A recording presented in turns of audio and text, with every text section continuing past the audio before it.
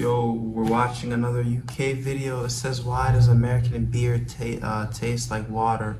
Honestly, man, if you ever caught me drinking beer, please smack me. Because you know drinking beer is as bad as killing someone. So, let's get into this. Boom. PBS Digital Studios. American Lager. Crisp, light, refreshing. Hams. It's as American as Ham. baseball and apple pie and Snooki and Abraham Lincoln's Who's this beer. fat chick? Here in America, we sure do like our beer. We're ranked second in the world for overall beer consumption. Obama? An honor we've earned by tossing back roughly 51 billion pints of suds every single year. Yeah, never and had although there are a any. lot of options to choose from, the style of beer we drink the most by far is the traditional light American lager. Of course, not everyone else in the world loves American beer. No. We find your American beer is a little like making love in a canoe. It's f***ing close to water. Very well-made beers. These are very high-quality beers, but they're kind of light on beer flavor. This is Ray Daniels, founder of the Cicerone Certification Program in Chicago, longtime brewer and expert beer drinker. And the main reason is because there's not that much malt in these recipes. This guy And the Germans have a saying. This guy is an expert beer drinker. Man, at this point, someone pick up the title of an expert food eater.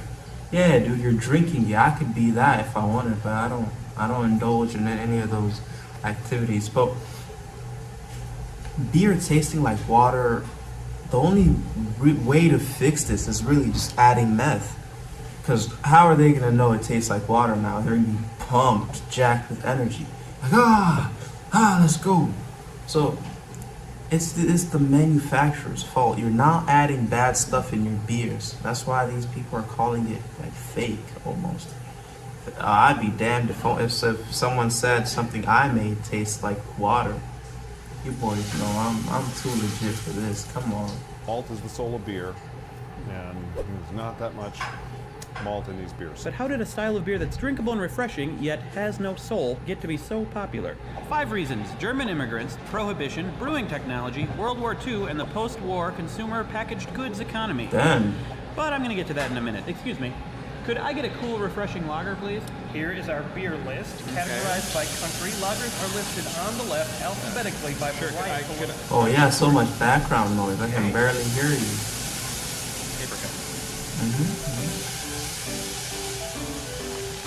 Why is that? I would say, like, for most of American history, this was the kind of beer we were drinking. Right. Well, it really has to do with brewing technology and the migration of German-speaking immigrants. They don't put coming to the cocaine in US. beer? Between 1850 and 1900, millions of German-speaking immigrants migrated to the United States. Prior to that, British-style ales dominated the beer industry, but the Germans wanted something different. Wanted to make a nice, golden, clear, pale beer, because that was the style of beer in Germany at the time. But American barley, the stuff that grows here in the United States, is different than the barley that grows in Europe. And they couldn't make a clear beer with American 6-row barley because it has a higher protein content. Probably were very annoyed. They couldn't get clear beer. I mean, I would be pretty annoyed Yeah, after. yeah. Wait, hold on. Yeah. Beer is alcohol, right? Damn, this is bad stuff, man. Cause I remember back in my old school, we used to have this kid who, I don't know how to say this. I hope he doesn't get in trouble. I don't know how to say this though. He had an alcohol business in school, so if you're like a youngin and you never had some before, he'd give you like half a cup. So all these kids would come from the bathroom always looking sluggish. You'd have to pay like what, $3-4 for half a cup, because it's first time. And he was selling it to minors, so he's not in trouble. Don't worry, I never snitched on him, but I could tell that guy knows how to work with alcoholic drinks. But these other guys, they're serving water. This is pretty embarrassing, man. I don't even know why I'm watching this video at all now. Didn't look pretty the way it was supposed to. Yeah. So they figured out that if they took a low protein grain like corn or rice and mixed it into the recipe, that they'd get a lower protein Corn content, and rice. beer, and the beer would turn out clear. So that was the original reason. It was not to make it cheap. It was not anything else, but they wanted a nice, clear, golden beer. The Czech-style Pilsner, which is a type of lager, quickly became the beer of choice. Breweries began popping up all over the place, many of which were owned and operated by German immigrants like Adolf Coors, Frederick Miller, Adolf, Joseph Schmitz, wow, Frederick so Pabst German. Blue Ribbon, full name, and a soap maker named Eberhard Anheuser. The brewing industry in America flourished, and by 1873 the country had over 4,000 breweries. However, this golden age of golden lager would not last long. The boom in the beer industry was accompanied by a boom in other things associated with beer, like public drunkenness and domestic violence. Then something happened in America that set the brewing industry back a few decades. When the 18th Amendment passed in 1919, What's the- prohibition in the United States had officially begun. The production, transport, and sale of alcohol became illegal, and the beer industry all but ceased to exist, with the exception of a few industrious entrepreneurs. Oh, when this prohibition was guy. finally repealed in 1933, only a fraction of the beer manufacturers from the late 1800s remained, and that number continued to drop every year. Strict state laws combined with heavy government regulation made it difficult for smaller beer companies to survive, not to mention the fact that home brewing was still illegal. During World War II, grain was rationed in the United States, forcing beer makers to rely more heavily on adjuncts like corn and rice. This slowed the reemergence of smaller breweries, but allowed bigger, established breweries to flourish. After the war ended, America didn't need to ration anymore, and we began to adopt a more liberal approach to consumption.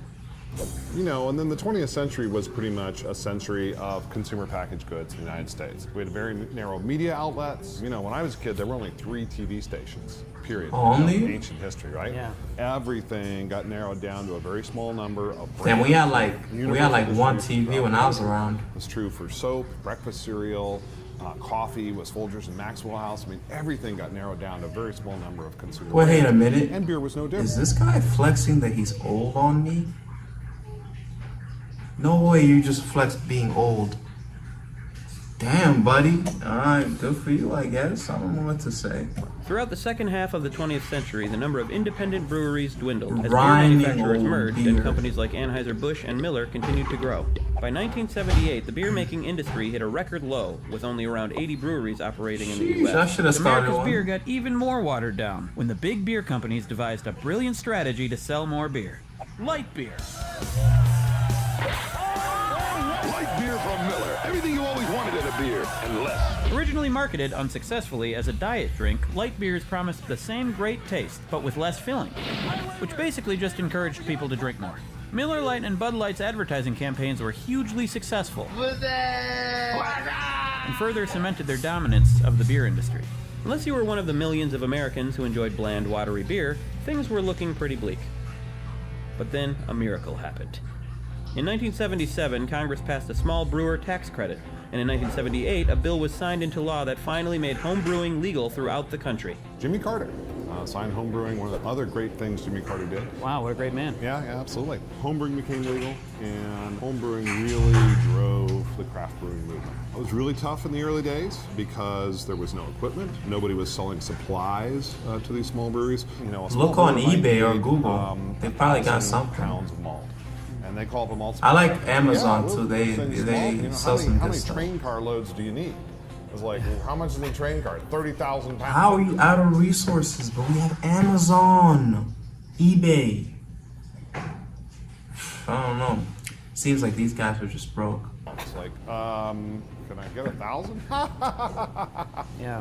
Click. It started slow at first, but over the Sienna years, the number of Nevada. small craft breweries began to steadily increase. So what we're seeing now, what most people think of as the craft movement, the modern one, and the second wave really started in about 2003. There were craft brewers out there who'd been sort of sticking to their knitting and really, cleaning up their game and getting things good. And new breweries started being founded, and we've had this huge, upsurge of breweries. So that's 30 years of craft beer history in a nutshell. No longer limited to the light lagers that Americans had been drinking for over a century, brewers can now experiment with a variety of styles and flavors, creating new recipes and borrowing from old traditions as well.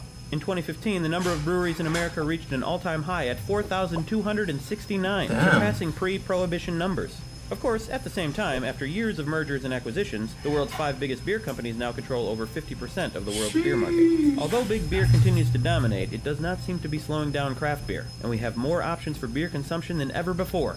This is truly a good time to have a beer Obama? if you're of age and you drink responsibly.